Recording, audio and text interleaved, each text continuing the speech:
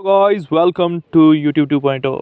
यहाँ पे आज हम Jammu and Kashmir reorganisation act 2019 को यहाँ पे हम रैपिड रिवीजन सीरीज़ के थ्रू कवर करने वाले हैं। यहाँ पे हमारे को जो भी JKSP के एग्ज़ाम्स इसमें मोस्ट इंपॉर्टेंट टॉपिक है ये, और यहाँ पे हम आपको शॉर्ट फॉर्म में इसको नोट बना के लेकर आए हैं। या हम यहाँ पे इसको बहुत ही जल्दी इसको कवर करने की कोशिश करेंगे। इसके जो भी इसमें चीज़ें हैं, जो भी इंपॉर्टेंट पॉइंट्स हैं, वो सब हम यहाँ पे कवर करेंगे, तो इसको ध्यान से सुनना। Jammu and Kashmir reorganisation act जो कि 31 अक्टूबर 2019 को यहाँ पे इफेक्ट में आया था, जम्मू एंड कश्मीर में, और लागू हो गया था। ये बिल सबसे पहले इंट्रोड्यूस हुआ था राज्यसभा में अमित शाह के, जो हमारे होम मिनिस्टर हैं, उनके द्वारा 5 अगस्त 2019 को। फिर उसके बाद लोकसभा में पास हुआ था 6 अगस्त 2019 को। फिर वहाँ पे हमारे जो उस टाइम प्रेसिडेंट थे वो थे रामनाथ कोविंद, तो उन्होंने 9 अगस्त 2019 को इसको असेंट दे दिया था। फिर ये बिल जो है ये इफेक्ट में कब से आया है, 31 अक्टूबर 2019 को ये बिल प्रॉपर तरीके से हमारे जम्मू कश्मीर में लागू कर दिया गया था।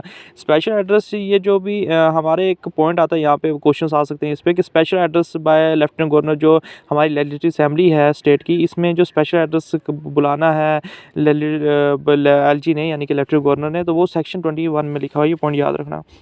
फीचर ऑफ दिस एक्ट की अगर हम बात करें तो आर्टिकल 370 अब इसके रीऑर्गेनाइजेशन एक्ट आने की वजह से क्या हुआ है कि आर्टिकल 370 को रिवोक कर दिया, हटा दिया गया है।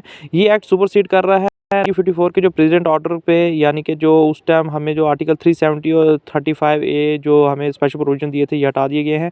राज्यसभा में ये जब बिल गया था तो इसमें जो वोटिंग हुई थी, तो राज्यसभा में 125 फेवर में वोट पड़े थे और 61 इसके अगेंस्ट थे। और लोकसभा में जब गया था तो 370 वोट्स इसके फेवर में पड़े थे और 70 अगेंस्ट पड़े थे। आर्टिकल 239 क्लास ए, आर्टिकल 239A जो आपके जम्मू एंड कश्मीर है, ये लॉ जो है, ये आर्टिकल ये सिमिलर हमें कर देता है यूटी पुडुचेरी की तरह। जैसे पुडुचेरी के जो लॉज है ना, वो यहाँ पे एप्लीकेबल हो जाते हैं, यानी कि ये हमें लगा दिया उस यूटी के बराबर। ये पॉइंट याद रखना, आर्टिकल 239A में ये चीज़ है, ठीक है। जम्मू एंड कश्मीर की जो लेजिस्लेटिव असेंबली है और लद्दाख की जो है लेजिस्लेटिव असेंबली नहीं है, ठीक है। जम्मू एंड कश्मीर की लेजिस्लेटिव असेंबली है और लद्दाख की विदाउट लेजिस्लेटिव असेंबली, ठीक है, इसलिए लिखा है। सीट्स हैं लोकसभा में हमारी, जिसमें से जम्मू कश्मीर और लद्दाख यूटी जो है, इसकी टोटल जो एलोकेट हुई हैं सीट्स, वो 6 सीट्स हैं, और जिसमें से 5 सीट्स जम्मू कश्मीर के पास हैं, 1 लद्दाख के पास है, ठीक है। लेकिन हमारा जो हाई कोर्ट है वो कॉमन रहेगा दोनों का, और जो हमारे इस टाइम जो चीफ जस्टिस ऑफ हमारी जो हाई कोर्ट के जस्टिस हैं, वो हैं श्री जस्टिस एन कटेश्वर सिंह, ठीक है। इनका नाम याद रखना, ये क्वेश्चन आ सकता है, श्री जस्टिस एन कटेश्वर सिंह, ठीक है। ये जो लेजिस्लेटिव असेंबली है, इसकी सीट्स कुछ इंक्रीज़ कर दी गई हैं। पहले 107 होती थी, अब 114 कर दी गई हैं जम्मू एंड कश्मीर में। ये कुछ रिज़र्व हैं SC ST के लिए, है ना, शेड्यूल ट्राइब्स और शेड्यूल कास्ट के लिए। और लेजिस्लेटिव गवर्नर हैं वो लेफ्टिनेंट गवर्नर है, जो वो नॉमिनेट करेंगे 2 वुमेंस को फॉर लेजिस्लेटिव असेंबली के लिए, ठीक है। ये भी एक रिजर्वेशन वुमेंस की नॉमिनेट करेंगे वो। 24 सीट्स हमारी वैकेंट देंगी, क्योंकि ये POK की हैं सीट्स, वो कहते हैं मतलब POK हम ले लेंगे, तो ये POK के लिए वैकेंट रखी हुई हैं सीट्स, ठीक है। POK यानी कि पाकिस्तान ऑक्युपाइड कश्मीर, ठीक है। पावर ऑफ लेजिस्लेटिव असेंबली की अगर हम बात करें तो क्या क्या कर सकती है अब ये लेजिस्लेटिव असेंबली जो बनाई है, ये क्या क्या कर पाएगी, अब देख लेते हैं यहाँ से। लेजिस्लेटिव असेंबली लॉ बना सकती है किसी भी स्टेट सब्जेक्ट पे, जो भी हमारा स्टेट्स लिस्ट में सब्जेक्ट्स है और कंकरेंट लिस्ट में सब्जेक्ट है। अब आपको पता है स्टेट लिस्ट के सब्जेक्ट वो होते हैं जो स्टेट्स के पास हक होते हैं उस पर लॉ बनाने के, और कंकरेंट लिस्ट वो होती है जिस पे स्टेट भी बना सकती है और सेंटर भी बना सकती है। लेकिन उसमें ये होता है कि अगर ज़्यादा कोई मुठभेड़ हो जाए दोनों में, मतलब अगर विवाद होते हैं, तो सेंटर का लॉ प्रिवेल करता है, ठीक है, ज़्यादा पावरफुल सेंटर होता है। लेकिन देखो, इसमें एक चीज़ पे लॉ ये नहीं बना सकते, हमारी जो लेजिस्लेटिव असेंबली है वो है पब्लिक ऑर्डर और पुलिस, इन 2 चीज़ों पे नहीं बना सकते। ये पॉइंट आपको बहुत याद रखना है, ठीक है। उसके बाद अगर हम स्ट्रेंथ की बात करें, कौंसिल ऑफ मिनिस्टर कितने होंगे, मतलब होते हैं ना कि जैसे कैबिनेट मिनिस्टर होते हैं, वैसे कौंसिल ऑफ मिनिस्टर भी होते हैं जो कि काफ़ी पावरफुल होते हैं। 10% जो कि रिजर्व रहते हैं, यहाँ पे 10% होगा, इनका जो परसेंटेज होगा वो 10% होगा लेजिस्लेटिव असेंबली का, इंक्लूडिंग CM, मतलब CM को मिला के 10% होगा। यानी कि अगर पूरे जो हमारे लेजिस्लेटिव असेंबली में अगर 100 मेंबर हैं, 100 मिनिस्टर हैं, तो उनमें से 10% यानी कि 100 में से 10 ऐसे होंगे जो कौंसिल ऑफ मिनिस्टर्स होंगे, ठीक है।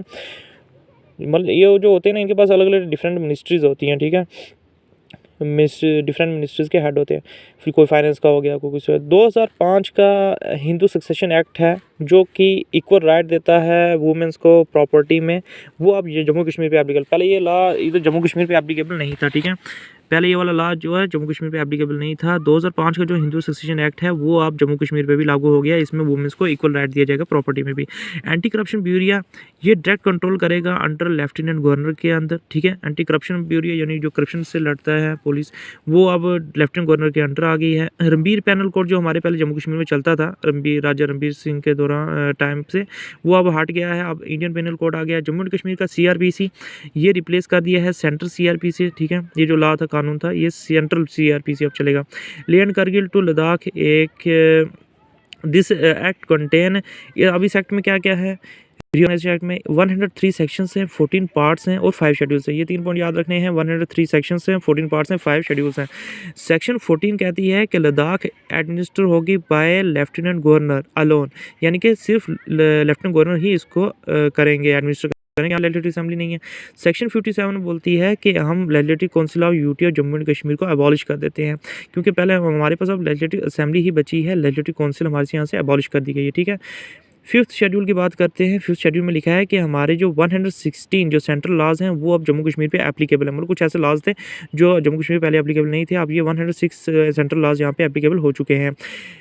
153 कुछ स्टेट लॉज थे, मतलब जो टोटल थे उसमें से 153 जो हैं वो अब डिलीट कर दिए गए हैं और रिमेनिंग 166 स्टेट लॉज जो हैं वो कंटिन्यू हैं अभी भी स्टेट में। तो ये पूरा आपके पास Jammu and Kashmir organisation act का निचोड़ था।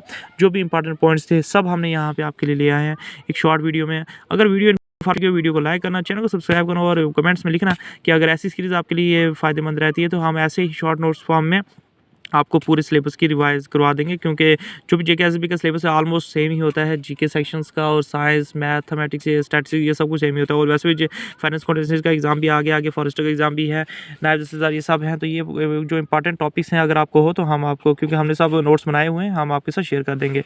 So thank you.